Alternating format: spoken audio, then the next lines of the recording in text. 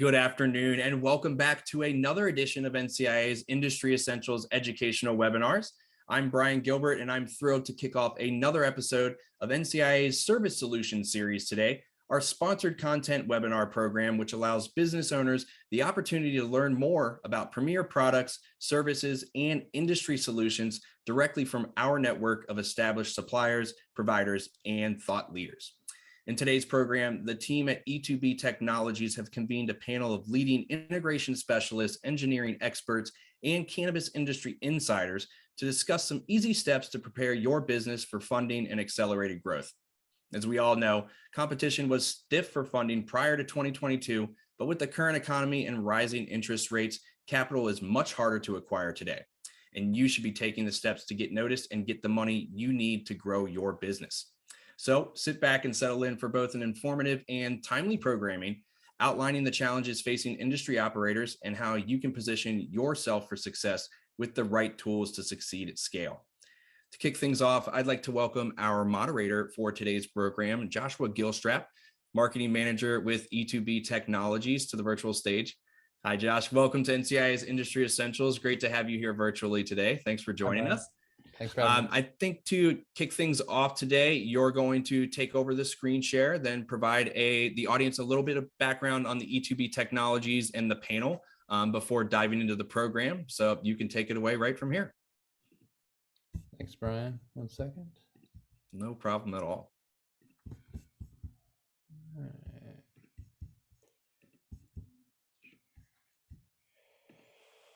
right. Thanks, Brian. My name is Josh Gilstrap. I am the marketing manager with E2B Teknologies, and I have been given the honor of moderating this webinar today with 3 of my colleagues.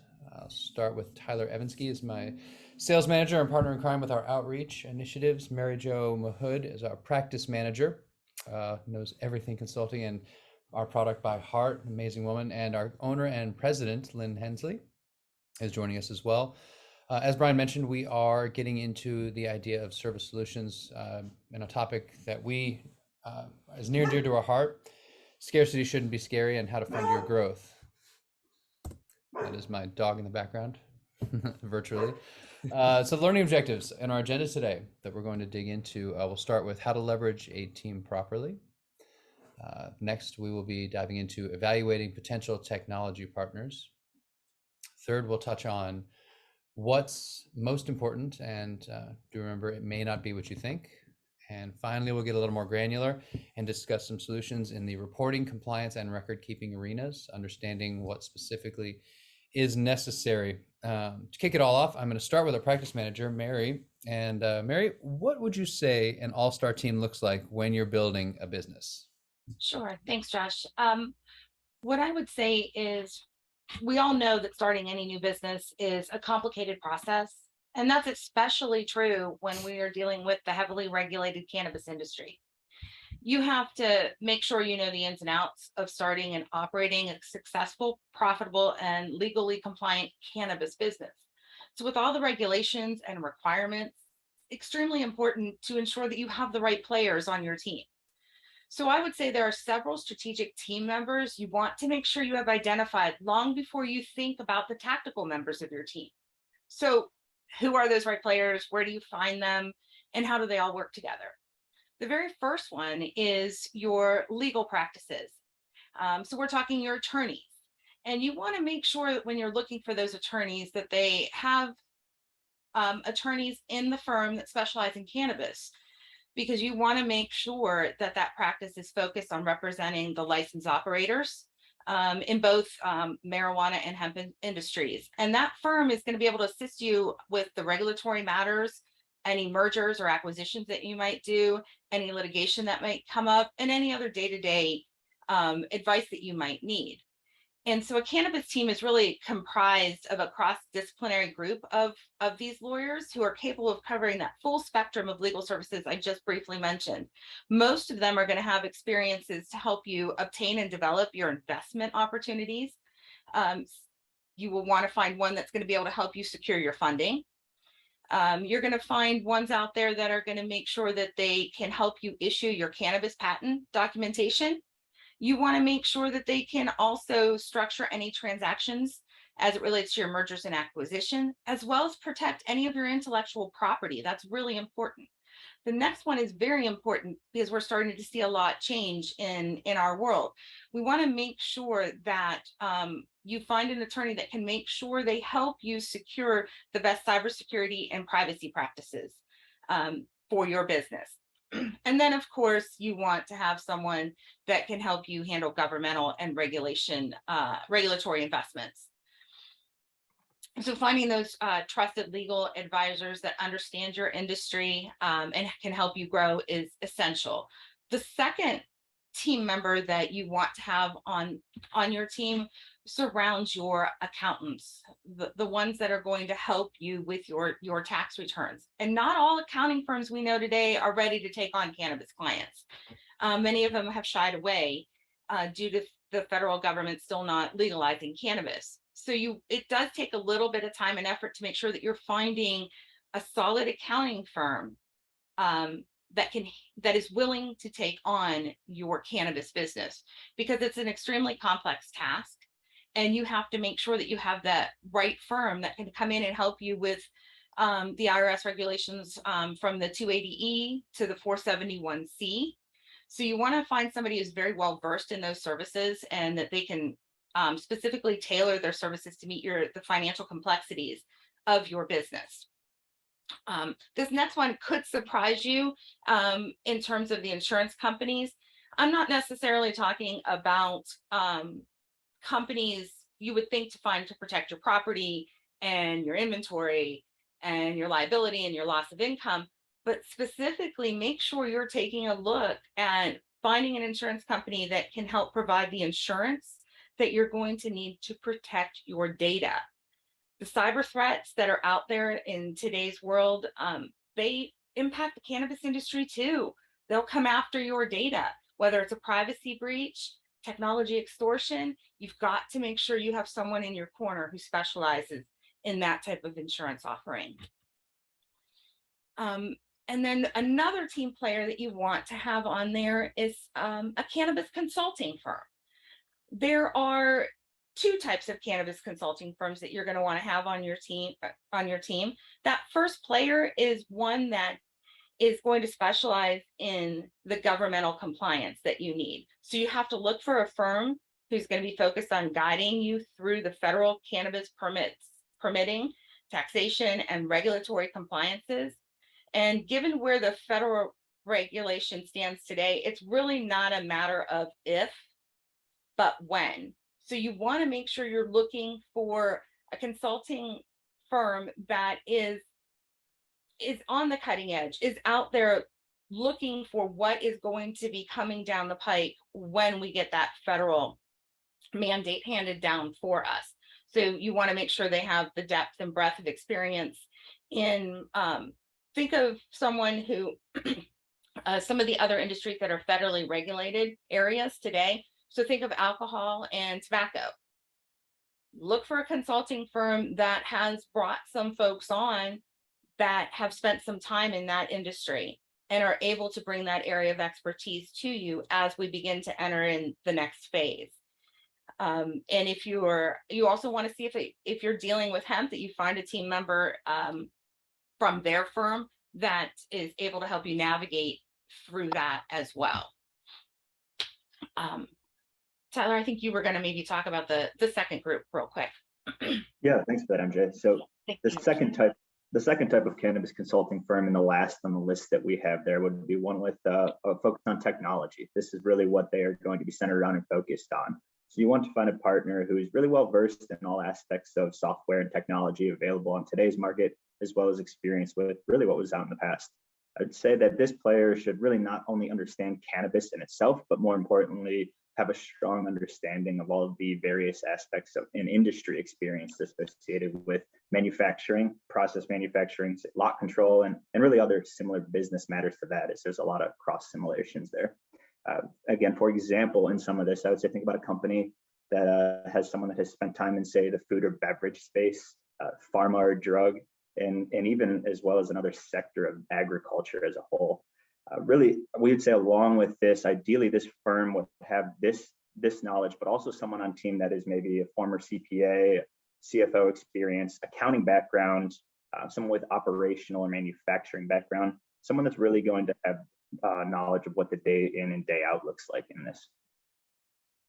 MJ, anything else that you can add to that? No, I think that's good. And I guess we should talk about the last key team player that you should put on this team, and that is a cannabis technology partner.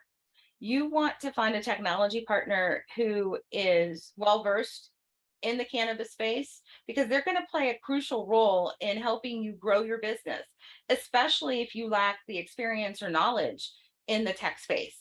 They are going to help you understand that industry better and advise you on a technology roadmap to help you expand your business. This particular player is often overlooked when cannabis businesses start up, and many times they're added very late in the game. And that's a critical error when you don't add this team member at the start of the business, because they help ensure that the tools selected from day one lay that foundation for which you're going to build your business on and support all the other members of the team. So this role in particular is going to make sure that you are selecting the correct accounting or ERP solution, as well as ensuring that you have strong analytical solutions that are going to help improve your data management. Getting that all together in the beginning, just make sure that you have, like I mentioned, that strong foundation to grow your business on. So you want to find a firm that maybe has some former CPAs, CFOs, accountants, operation, distribution type folks, as well as that they have some experience in understanding the cannabis industry. So now that we know a bit about the players and how you go from evaluating, so now that we know a bit about the players, how do you go about evaluating to ensure that you're going to select the right one for your business? And for that, we're going to turn that over to Lynn and let Lynn kind of talk a little bit about technology partners in a deeper sense. Thanks, Mary Jo. I appreciate that. And, I think you really hit the nail on the head when you said a lot of people look to the technology partner later in the game as opposed to early on. And, and certainly there's a million things that you have to do when you start up a business, and the technology that you're going to be using in 5 years is probably not something that's going to be something you're thinking about today. But as Mary Jo said, setting that foundation early not only can save you time, it allows you the ability to grow at the speeds in which we've seen cannabis companies grow. And it also prepares you for all of the other partners that are going to ask for this information anyway. So it saves you time, it saves you money, and a lot of things that you don't think about as the future rolls forward.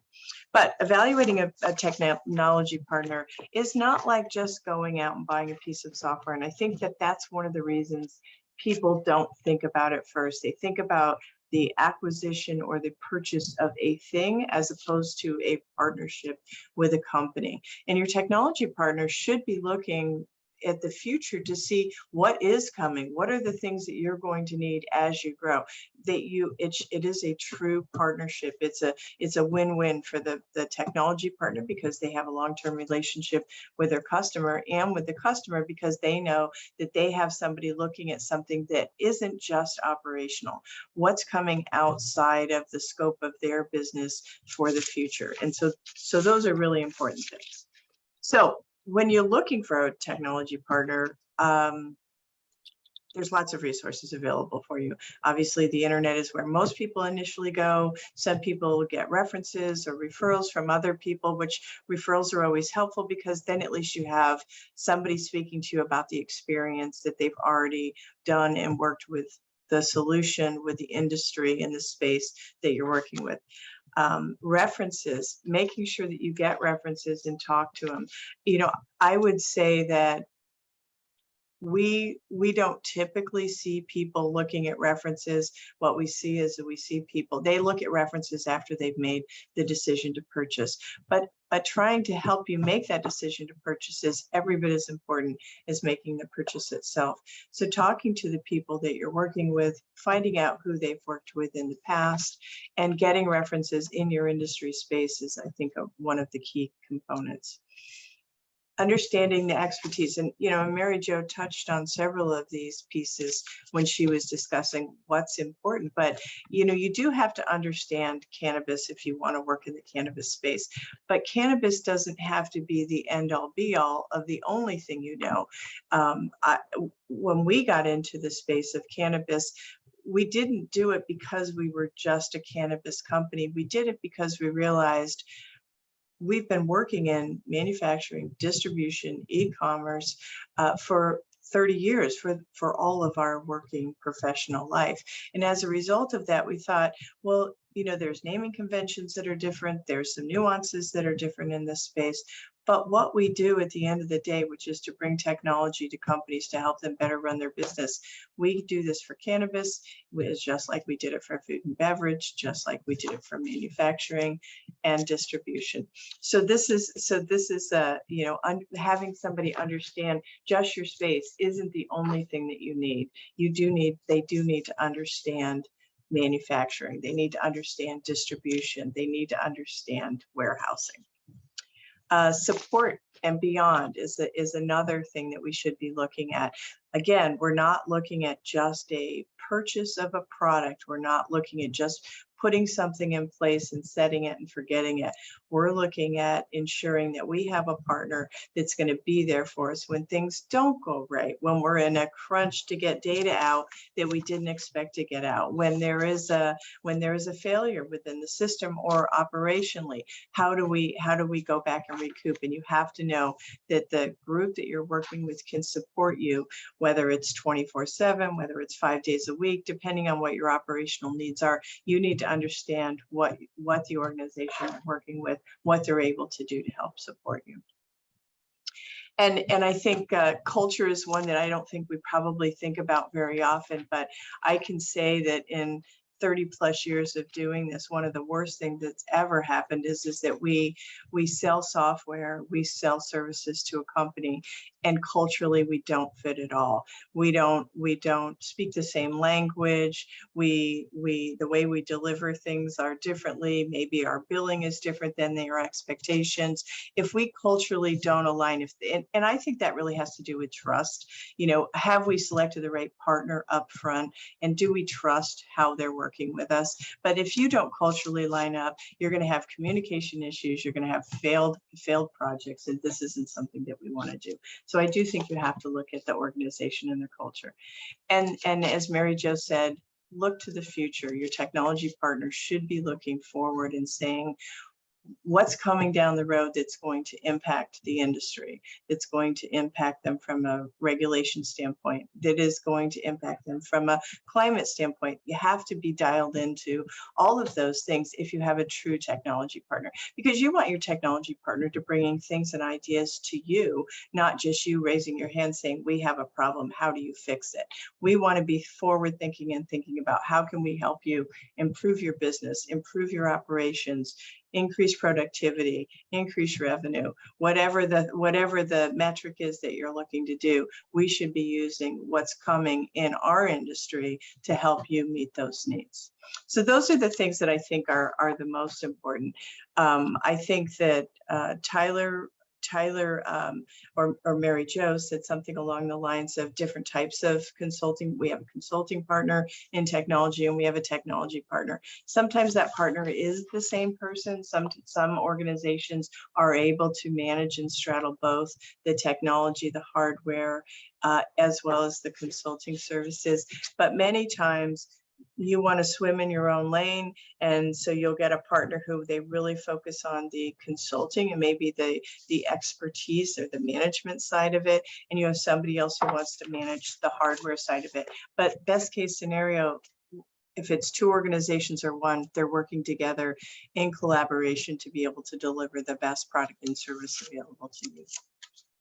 So I started to touch on a little bit on why we got into this space. It wasn't a natural for us, except for the fact that we have been doing manufacturing, distribution, and e-commerce for many, many, many years. And so we thought there seemed to be, at least as we saw, a lot of players in the field that were more opportunistic players from a cannabis or a seed to sale standpoint. And seed to sale is just a means to transact your business from the point in which you put the seed in the ground and to the point in which you sell it. But it had become kind of a buzzword.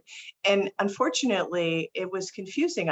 It was confusing to customers who didn't realize, well, they thought, well, if I just get the seed to sale software, that'll take care of my needs. Well, it doesn't take care of all of your needs, right? It may take care of just the operational, but will it also take care of your compliance needs? Will it also take care of your financial needs? Will you be able to do multi-entity transactions? Will you be able to do multi-currency transactions? So understanding all of those different pieces, parts was exactly what we had always done. So it didn't make sense for us to exclude ourselves from an entire industry or sector simply because we weren't at the time cannabis experts. Now, this is many years ago. And so as the years have gone on, of course, we've learned more and more and more about the industry. And it is an ever-changing industry. So we have to stay on top of it all the time, just as you will have to.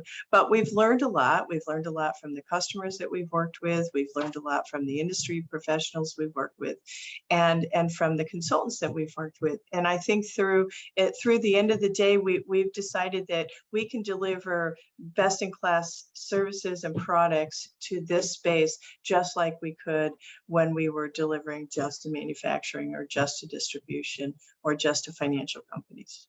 So that's a little bit about how E2B got where we did.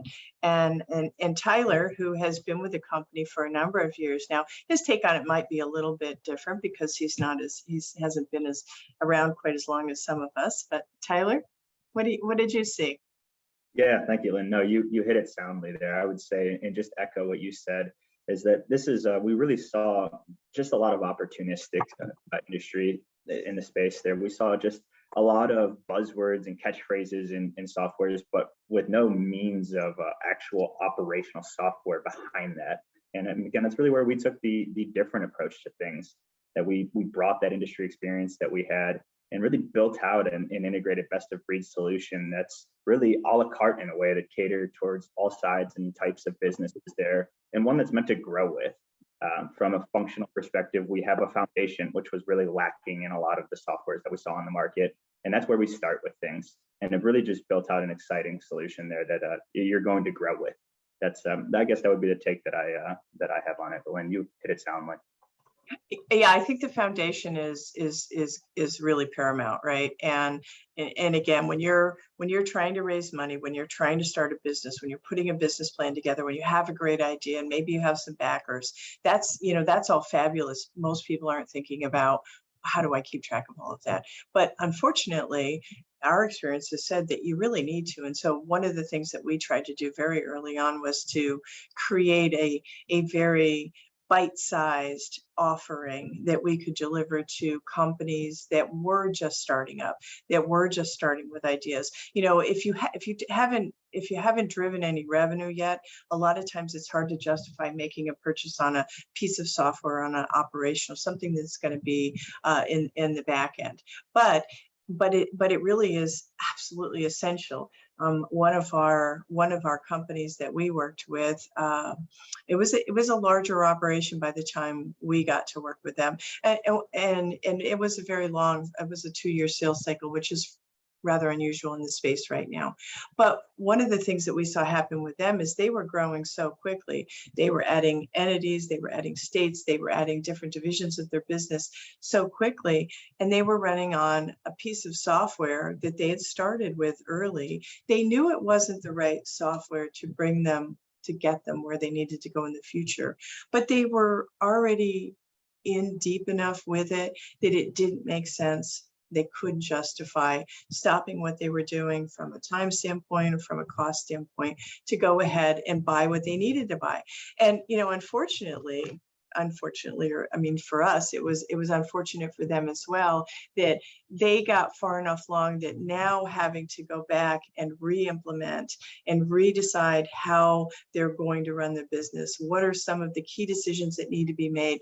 And now try and transfer all of that information from one system to a new system does end up costing you more money down the line. And worse, it costs them more time. And that was the one thing they didn't have.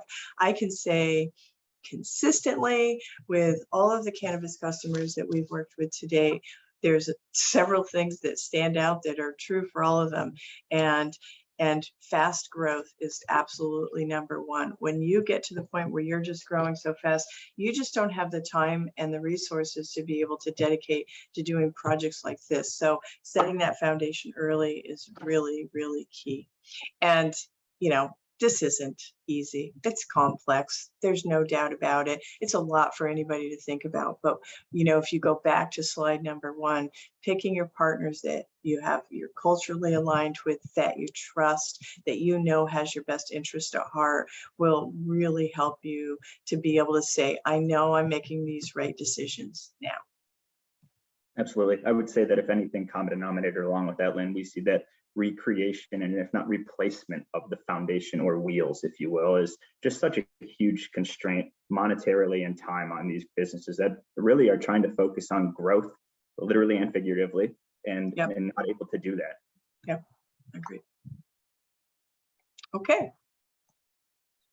I'm muted. That leads into our next section. Lynn, you can tee it off with this one. Well, you know, speaking to a lot of things that are important, but what would you say is the most important thing? And I think we prefaced it with, it may not be what you think. So sounds like there's a reveal there.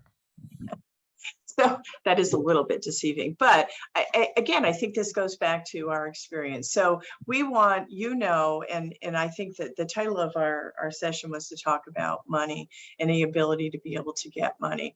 And this is going to change, right? And it's changing for everybody. It's changing for people in the software space as well. Companies are tightening their belts, interest rates are rising. It's going to be more difficult to get money. So you really need to, all companies, not just cannabis companies, all companies need to set the foundation for growth.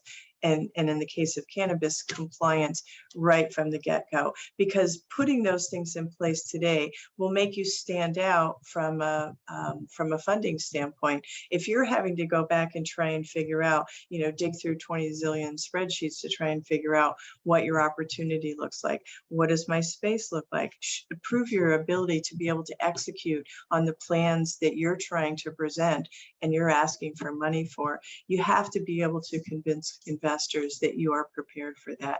And this is not just a great idea and a wing and a prayer, and just because cannabis is hot right now, anybody's going to give you money. I think we do have to change. I think we do have to change that mindset and realize that, like all businesses, you know, people want to get involved, but they want to get involved when it makes sense and when they believe they can make money too. And I think there's going to be less speculative money out there. So setting a good foundation is important. Sidestepping of delusions of grandeur. This one is, again, could be true. I know that less people that are in business, but people that aren't in business, and they talk to you about, oh, you own your own business, or oh, you're in cannabis, or oh, you're in a startup and you're getting funding. You must be making tons of money, right? You've got to be able to do whatever it is that you want to do. And that's really not the case. Everything has to be realistic and put into perspective.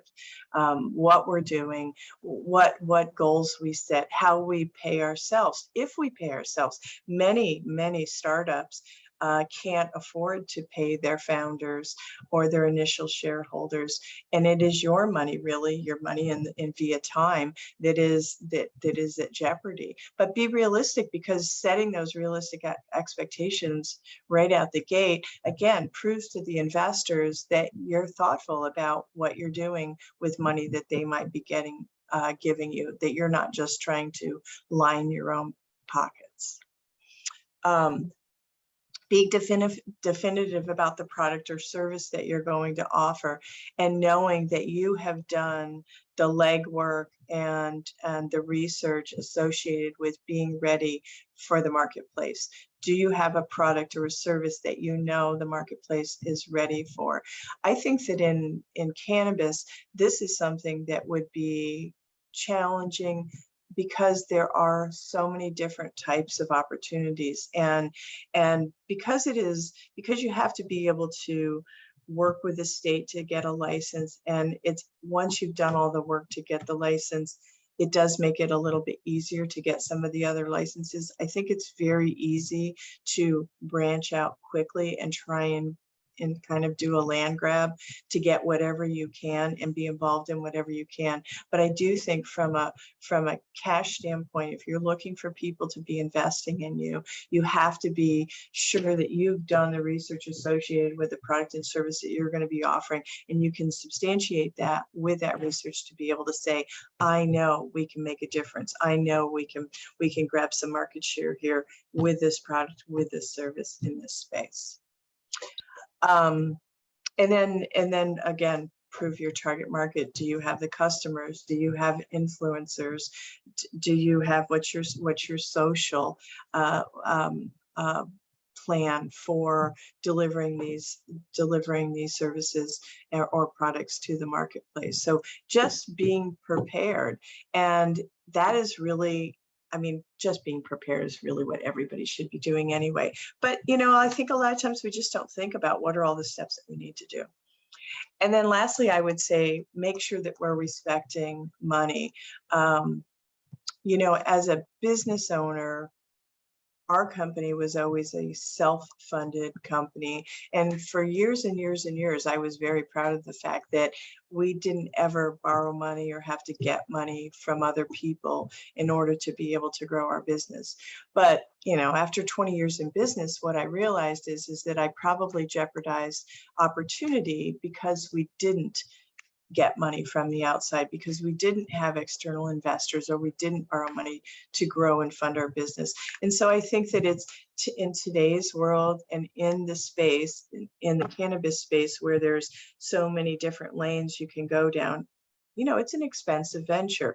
You are going to get funding from somebody, whether it's friends and family, whether it's angel investors, whether it's seed money, or whether we're looking at venture capital or your banking. Somebody giving you money, they want to know that you're going to do the absolute best thing with their money. And even if they do all the due diligence, and you have all of your market data ready, and you've been able to put together a fabulous business plan, and you've done all the right things, once you get that money, you want to make sure that you're respecting that money, that you're respecting the fact that somebody else is entrusting you with money that they've earned, and they're giving it to you to be able to fund this project to success. Not to just wing in a prayer. They want it to success. So making sure that you're respecting the money that you're giving, I think is really important. Thank you, Lynn. We're going to move along into a little bit more of a granular discussion about some solution-based options that we have for you. And I'm going to tee that off to MJ with a question that would go something like, how would an ERP solution help companies tackle the cannabis industry's biggest hurdle, i.e. the 280E and other regulatory reporting? Sure. Thanks, Josh. I would say that we all know that the rules of of 280E present significant hurdles for anyone in the cannabis business, but they're not really impossible to overcome. Complying with that 280E can make accounting more complex and increase effective tax rates for cannabis businesses. But anybody who is actually up for the challenge, you can overcome that with the use of a right accounting solutions to ensure compliance and automate the practices for allocations that are defensible in the event of an audit.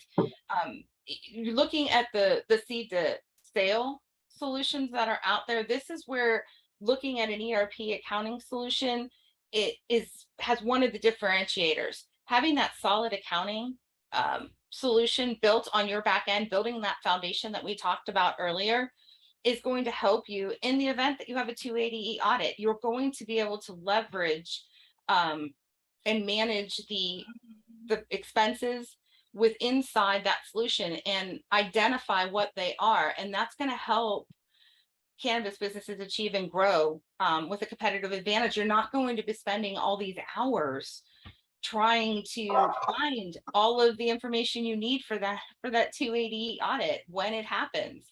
So you have to find that solution that's going to help track and segregate out those costs, so that you can see what are your tax deductible expenses.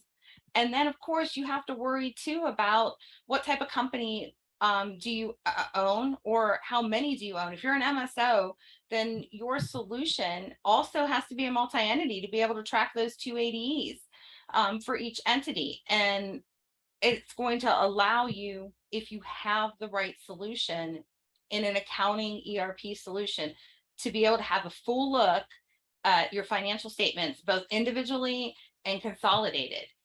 In fact, we have helped many clients with pooling that data together into various reports that are going to help them allocate out those 280E expenses so that they have something to report and hand back over to their tax accountant. But they're also going to be able to see it in and without 280E in the numbers for a complete financial look at how their business is doing. So I guess that's, Josh, what I would say in terms of what an ERP solution has over the others when it comes to 280E. You know, and Mary Jo, I just would like to throw in there,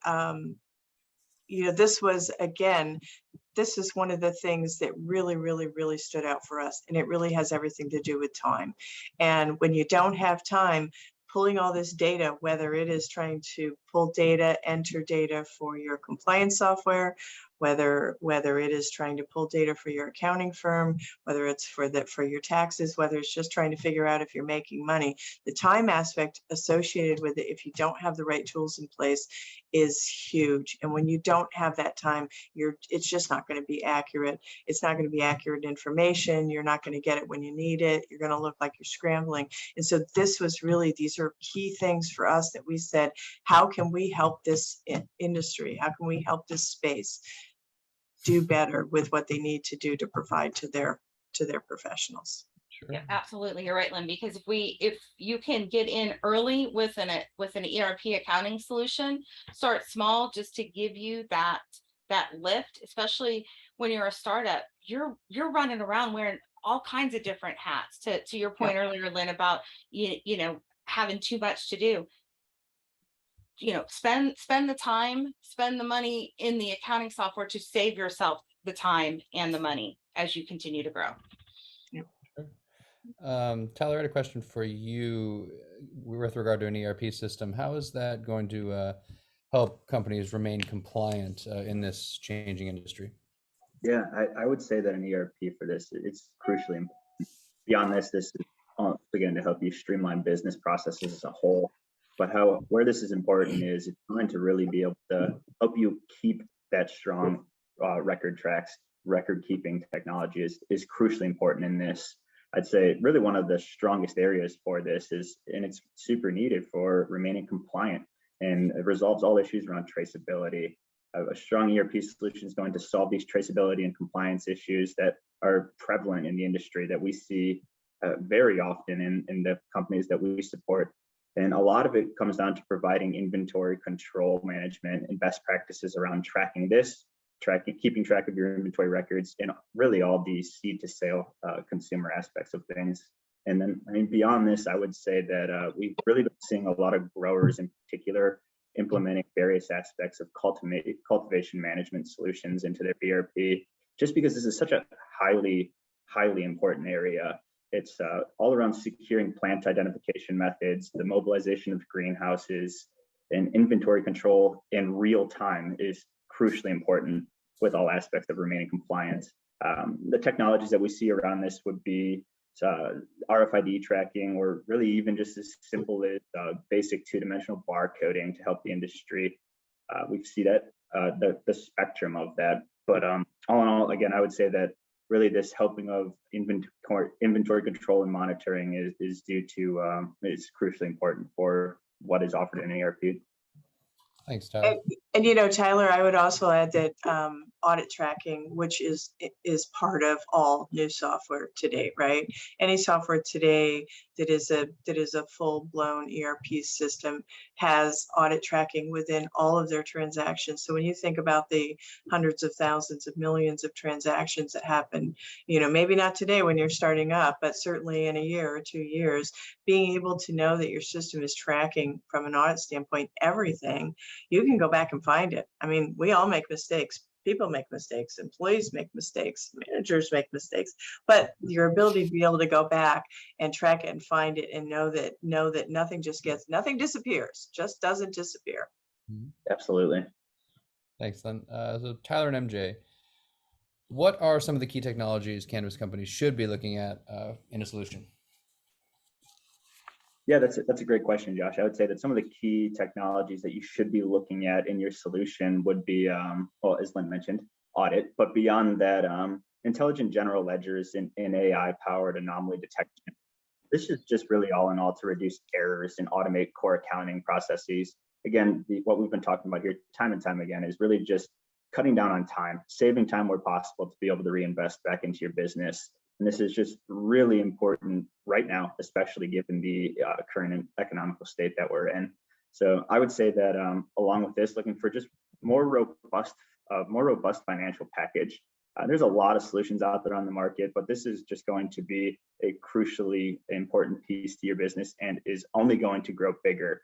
Looking for a solution that can really not only handle your needs, but also accelerate access to all of your financials in a real-time aspect of things, getting to the most sensitive financial tasks that your company is going to need day in and day out, and such as your month-end close, and really just allowing to generate in real time access to write, make, create, and tweak reports for your reporting capabilities for investors, shareholders, things along the lines there.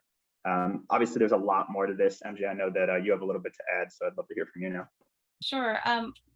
What I'd like to just kind of add to what you had said before I talk about another key technology is that these basic entry level systems that are out in the market today that exist primarily for accounting or compliance reporting, they're not going to scale very well.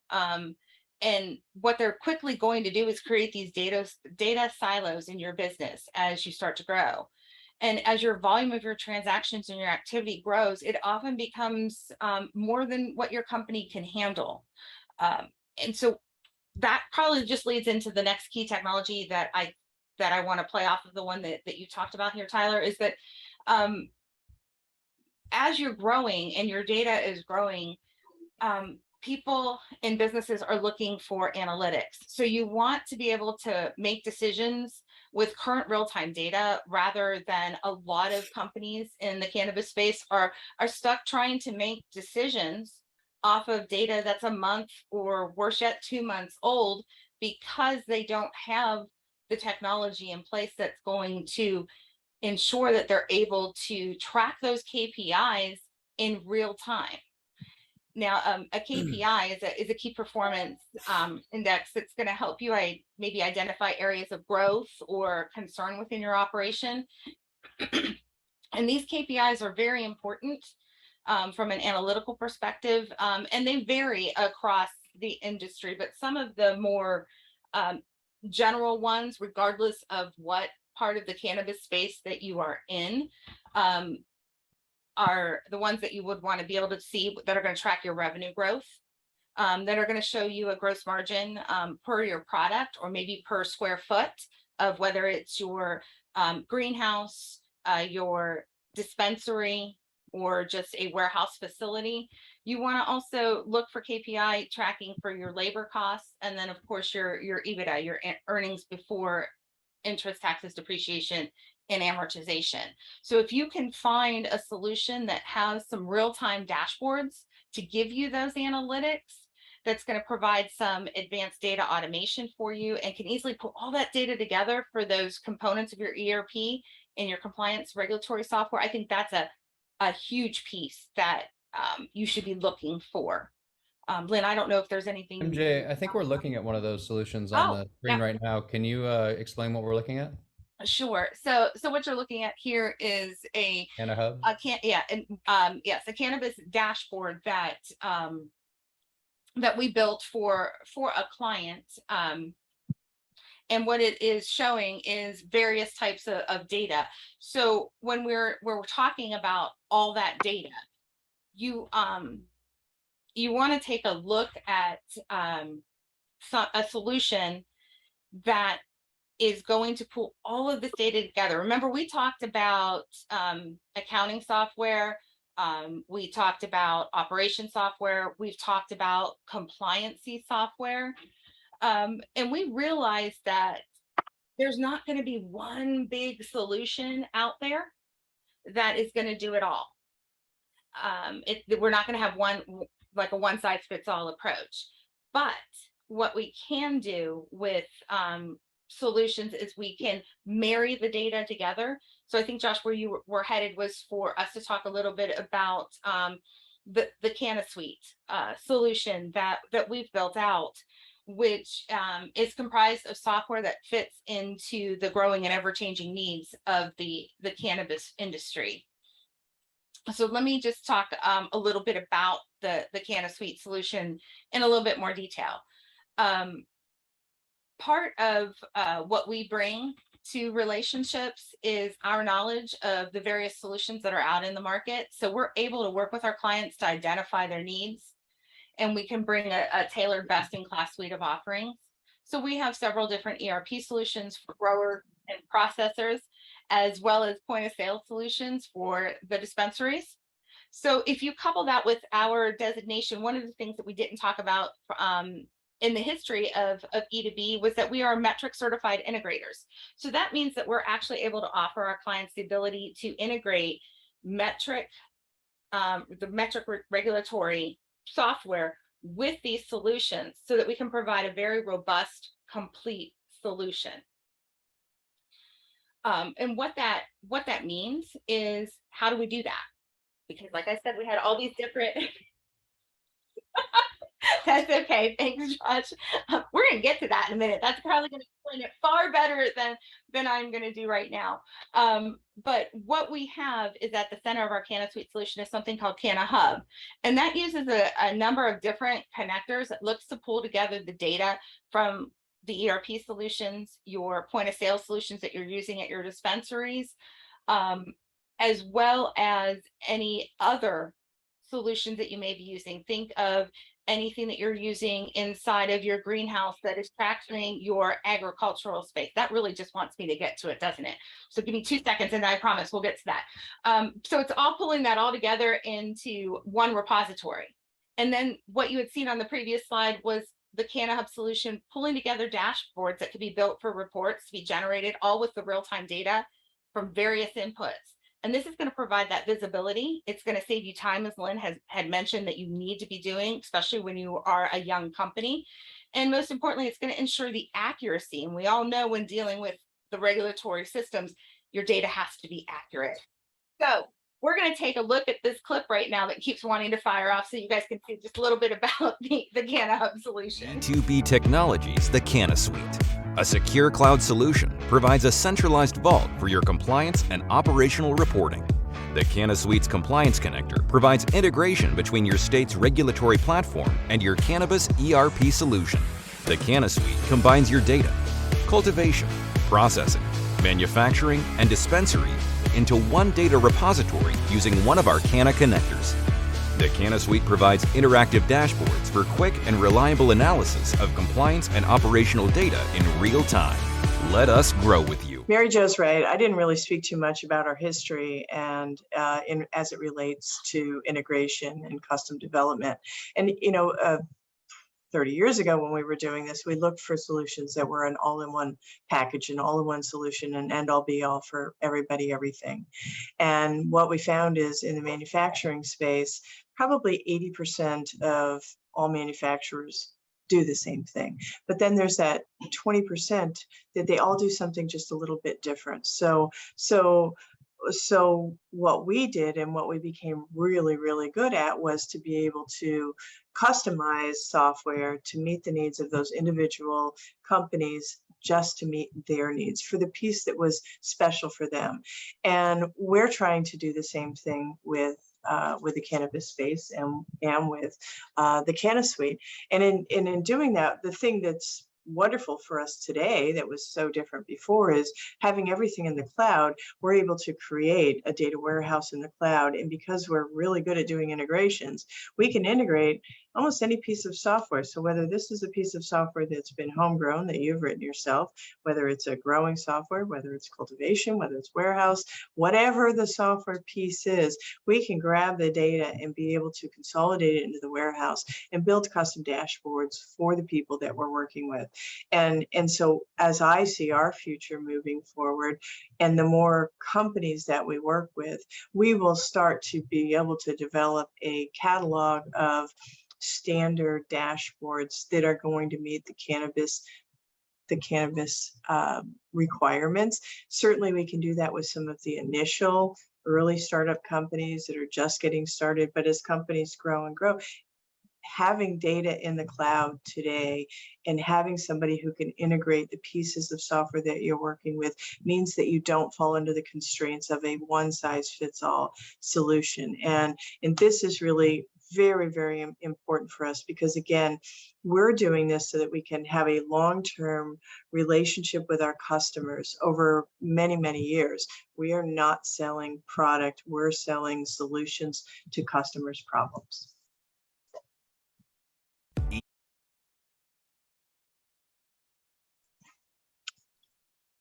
Josh, you're muted. Perfect segue into our Q&A. Len, thank you so much for your offering about our solution-based system. I think that's a great thing to touch on as we look into some of these questions. So Gwendolyn was very active in our Q&A. She had a quick question about being in a startup phase. How do I find partners without being able to pay them yet? Yeah, that's. I think that, Gwendolyn, I was reading what you had in there. That is difficult, right? I mean, there are going to be some people that they're going to have to be paid to do the work that they're going to do. I would suggest that looking at some of the thought leaders in the space and working with specific thought leaders can be helpful, right? Maybe you start by following them, and you start by engaging with them from a social standpoint, so that there is a camaraderie that you've been able to create. I mean, there's a lot of people out there that understand they have to wait until people are funded before they can get paid. Not every partner is going to be able to do that. The other thing might be to look towards some industry groups that you're working with. Maybe they have a collaboration of companies that could potentially work together to provide services for an industry group such as NCIA. Mary Jo, you have any other ideas? No, you took the last one I had in terms of trying to find some folks on the NCIA page that you might be able to collaborate and work with. Yep. Gwendolyn also asked originally something to do with the crowdfunding or any other funding suggestions. I know you hit on that on one of the pages that we got into. I would say from a crowdfunding, and maybe Lynn might want to pop in here too, is that I think that might be harder to do in the cannabis space, just because of all the legal requirements that vary from state to state. That would probably be my thoughts on that it might be a little bit harder to do from that end. Lynn, I don't know if you have a different opinion or some more thoughts on that. Yeah, I'm not sure that I think before I would go crowdfunding, I would start with friends and family. I mean, if you can't sell your vision to your friends and family members, maybe it's time to rethink your vision. Now, you may not know anybody that has any money, so I shouldn't say if you can't, but I do think that whether it's friends and family, or whether they have referrals or people that they can refer you to that would do it. I'm not as dialed into crowdfunding, and I guess maybe it's just very similar to seed funding. If people don't actually own anything, but the other thing I guess I would caution about doing something like that is, if you're thinking about the growth and your end game, if you are going to get seed money from an institutional investor, you have to think about how you've set up your corporation, how your shares are divided, how many shareholders there are in the company. These are all areas where the less is more, right? People don't want to get into an organization that is sticky, and they're not going to be able to see a way for them to get the return because there's so many people in line ahead of them. So that would be my only advice in that area.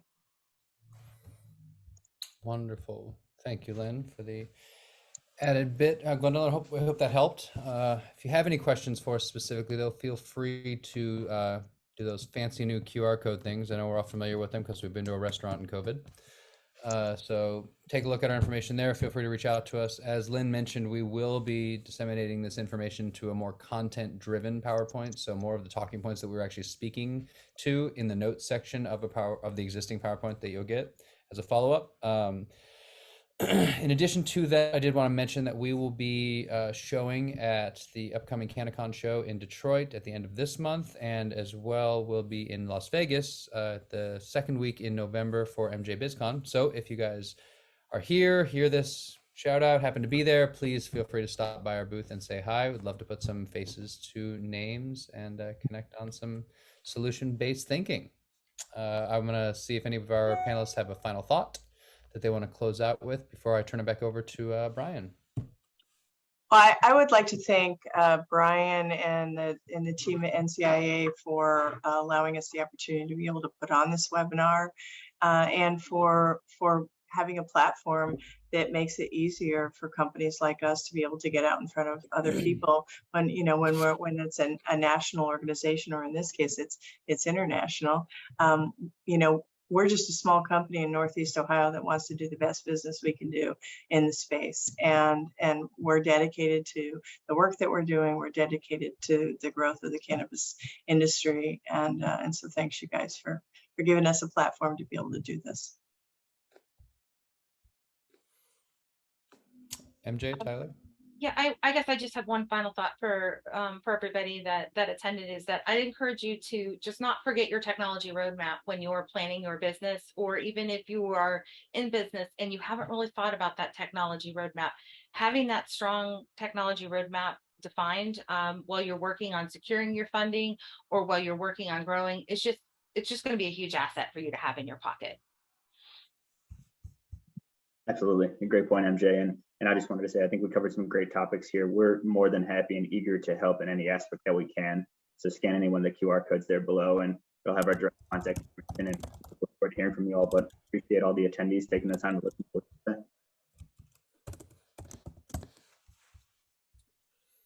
And thanks, Brian. Yeah, thanks, Brian. Oh, it's been my pleasure. Huge thanks to all of you all amongst the panel, Tyler, Lynn, and MJ, and especially to Josh for helping spearhead the development of this program. It's our absolute pleasure to provide a platform for your all's companies and service solutions in particular to get spread to our nationwide and international network of members and supporters. I think that your all's solution is a really well-positioned one in particular. I mean, as an association that really has made sort of our primary government relations and advocacy efforts focused on reforming 280E of the tax code, I think it's an amazing service that you all are really providing, that provides, that full transparent look across all of your all's different statements to prepare for the inevitable audits that will come surrounding that very, very touchy and sticky subject. So thank you all so much for doing the work on your all's side to provide people within the industry a solution that will work for them, and not only for today, but for years ahead as well. So with that, a huge thank you once again to the members of our panel and E2B Teknologies in particular for presenting today's session, along with all of our audience members and member business owners, which are essential in driving our organization's missions forward. If you don't see your company listed in this slideshow, don't be discouraged. That just means you need to head to thecannabisindustry.org/join following today's session to join the movement for a responsible and equitable cannabis industry. enjoy. Stay on the lookout for a follow-up email that has all of those resources Joshua just described, presentation file, a more content-driven presentation that you can dive into offline. So if you don't have video access, you can really dig deeper into this, the Canna suite before reaching out. And please do make use of those contact QR codes that we just showcased to follow up with the E2B Technologies team following today's program. So with that, thank you all so much. Stick around for another few minutes inside the chat room if you'd like to connect with the E2B team. And with that, we'll see you again next time for another Industry Essentials webinar taking place next week. Thank you all so much. Thanks, Brian. Thank you all. Thank you.